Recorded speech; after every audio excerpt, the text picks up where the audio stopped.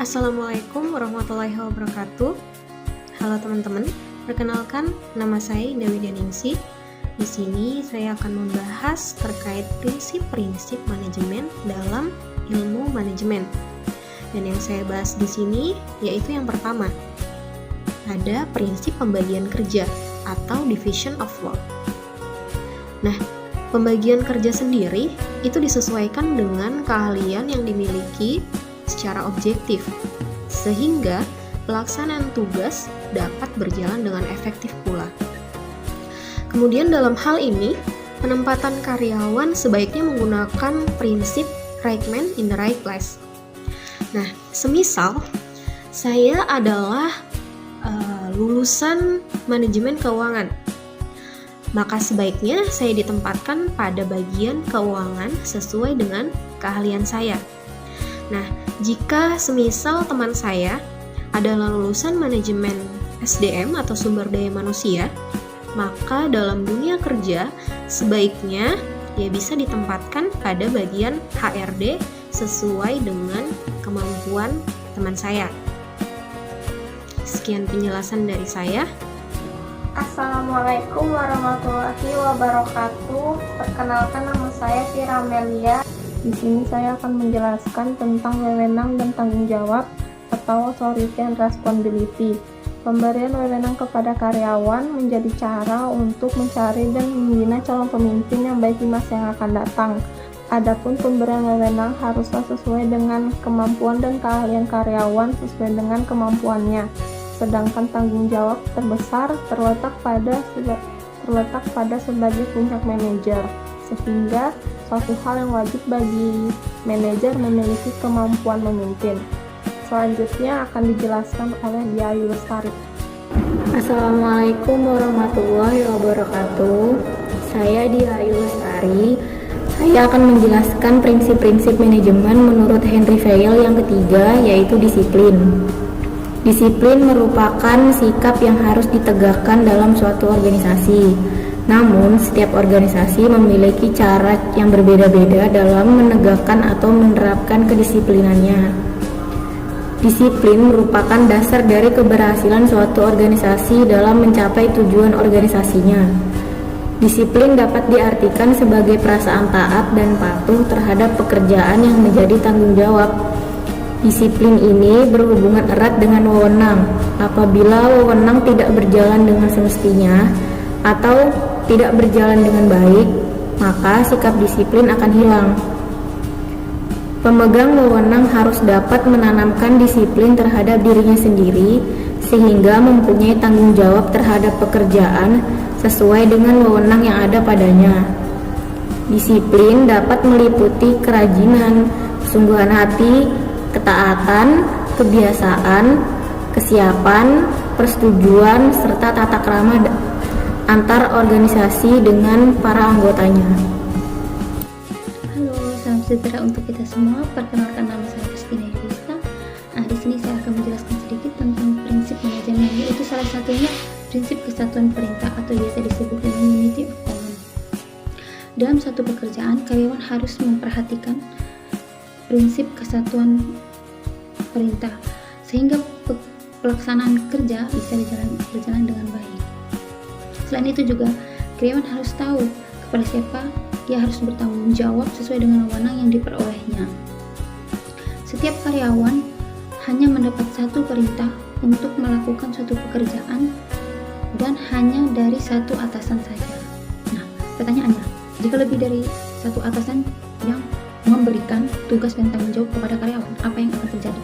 Nah, di sini saya akan membacakan sedikit menurut Henry Fayol yang mengatakan, kalau seorang karyawan harus bertanggung jawab kepada beberapa atasan, maka akan terjadi kekacauan apabila perintah tersebut berlainan atau bahkan berlawanan, dapat mengakibatkan petunjuk yang bertentangan dan otoritas yang membingungkan. Nah, selain itu juga perintah yang datang dari manajer lain kepada seorang mendesak jalannya wewenang dan tanggung jawab serta pembagian kerja. Demikian penjelasan sedikit dari saya. Terima kasih. Untuk penjelasan prinsip selanjutnya nanti dijelaskan oleh rekan saya. Assalamualaikum warahmatullahi wabarakatuh. Perkenalkan, nama saya Hermawati. Selanjutnya saya akan membacakan prinsip yang kelima, yaitu kesatuan pengarahan atau unity of direction. Karyawan memerlukan pengarahan yang tepat agar dapat melaksanakan tugasnya dengan baik dan tepat sasaran. Assalamualaikum warahmatullahi wabarakatuh. Perkenalkan, nama saya Rita Fundamasari. Di sini saya akan menjelaskan tentang prinsip manajemen yang nomor 6, yaitu mengutamakan kepentingan organisasi di atas kepentingan diri sendiri atau pribadi. Prinsip manajemen ini merupakan sama dengan prinsip dalam organisasi, yakni setiap anggota organisasi harus bisa mementingkan kepentingan bersama di atas kepentingan anggota organisasi itu sendiri. Begitu pula penerapannya di dalam lingkungan perusahaan, bahwa setiap karyawan harus bisa mengabdikan kepentingan perusahaan dalam kepentingan pribadinya. Assalamualaikum warahmatullahi wabarakatuh. Perkenalkan, saya Putri Nil Dewi. Di sini saya akan membagikan penjelasan di dalam 14 prinsip manajemen urutan ke-7 hingga urutan ke-8. Di urutan ke-7 ada penggajian pegawai atau remuneration. Prinsip manajemen juga mencangkup penggajian pegawai atau remuneration. Tiap karyawan tentu harus diberi gaji atau upah yang merupakan kompensasi yang telah disepakati yang menentukan terwujudnya kelancaran dalam bekerja. Dalam memberikan upah kepada karyawan tentu harus adil dan tidak memihak. Terdapat basis objektif yang digunakan dalam menentukan upah masing-masing karyawan sesuai porsi kerja yang diberikan. Di urutan ke-8 ada pemusatan atau centralization. Pemusatan wewenang akan menimbulkan pemusatan tanggung jawab dalam suatu kegiatan. Tanggung jawab terakhir terletak ada orang yang memegang wewenang tertinggi atau manajer puncak. Dengan kata lain, prinsip sentralisasi artinya meletakkan konsentrasi otoritas dalam pengambilan keputusan di manajemen puncak atau bisa dikenal sebagai Dewan Eksekutif. Assalamualaikum warahmatullahi wabarakatuh. Halo teman-teman, perkenalkan nama saya Gigi Mentari. Di sini saya akan melanjutkan dalam pembacaan prinsip di mana prinsip 1 sampai prinsip 8 telah dijelaskan oleh rekan-rekan saya sebelumnya. Nah, prinsip selanjutnya yaitu prinsip hierarki. Prinsip manajemen ini menjelaskan adanya tingkatan dengan garis horizontal maupun vertikal dalam tingkatan struktur jabatan perusahaan. Biasanya, garis vertikal digunakan untuk menunjukkan dari tingkatan jabatan paling atas menuju ke rendah. Sedangkan garis horizontal digunakan untuk jabatan yang selevel atau jabatan dari berbagai bidang pekerjaan. Nah, prinsip manajemen ini menjelaskan tipe struktur manajemen ini, sehingga setiap karyawan akan mengetahui kepada siapa ia akan bertanggung jawab dan dari siapa dia akan menerima perintah. Nah, prinsip selanjutnya yaitu prinsip ketertiban. Dalam penerapan prinsip manajemen ini, setiap karyawan harus lebih konsisten dalam menjalankan standar operasional, prosedur atau biasa disebut dengan SOP yang telah ditentukan oleh perusahaan, sehingga pengaturan dalam bekerja berjalan lebih sistematis dan terkoordinasi berbasis teknologi. Perusahaan juga bisa memilih sistem informasi manajemen dalam memudahkan melakukan perencanaan, pengawasan, dan pengarahan kerja bagi semua departemen yang akan dikoordinasikan. Terima kasih. Prinsip selanjutnya akan dibacakan oleh rekan saya. Saya Andi Nurul Aulia. Saya akan melanjutkan prinsip manajemen yang 11. Keadilan dan kejujuran. Prinsip manajemen keadilan dan kejujuran sering terjadi pada nilai-nilai inti dari suatu organisasi.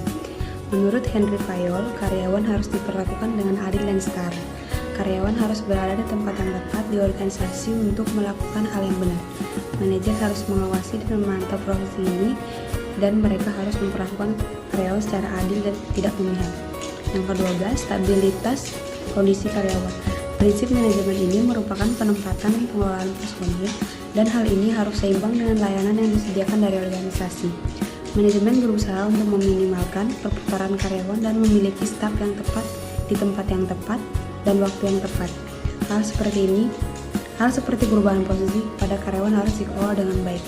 Sekian dari saya, selanjutnya akan dilanjutkan oleh teman saya. Assalamualaikum warahmatullahi wabarakatuh. Saya Asrani Makalfi akan membacakan prinsip-prinsip manajemen selanjutnya, yaitu prinsip prakarsa atau inisiatif. Prinsip ini mengandung arti menghargai orang lain, karena hakikatnya manusia membutuhkan penghargaan. Setiap penolakan terhadap prakarsa karyawan merupakan salah satu langkah untuk menolak gairah kerja. Oleh karena itu, seorang manajer yang bijak akan menerima dengan senang hati prakarsa-prakarsa yang dilahirkan oleh karyawannya. Selanjutnya, prinsip yang terakhir yaitu kekompakan kelompok atau esprit de corps. Setiap karyawan harus memiliki rasa kesatuan, yaitu rasa senasib, sepenanggungan, sehingga menimbulkan semangat kerjasama yang baik. Semangat kesatuan akan lahir apabila setiap karyawan mempunyai kesadaran bahwa setiap karyawan berarti bagi karyawan lain, dan karyawan lain sangat dibutuhkan oleh dirinya. Manajer yang memiliki kepemimpinan akan mampu melahirkan semangat kesatuan atau esprit de corps, sedangkan manajer yang suka memaksa dengan cara-cara yang kasar akan melahirkan friction de corps. Demikian presentasi dari kelompok kami. Kurang lebihnya kami mohon maaf. Wassalamualaikum warahmatullahi wabarakatuh.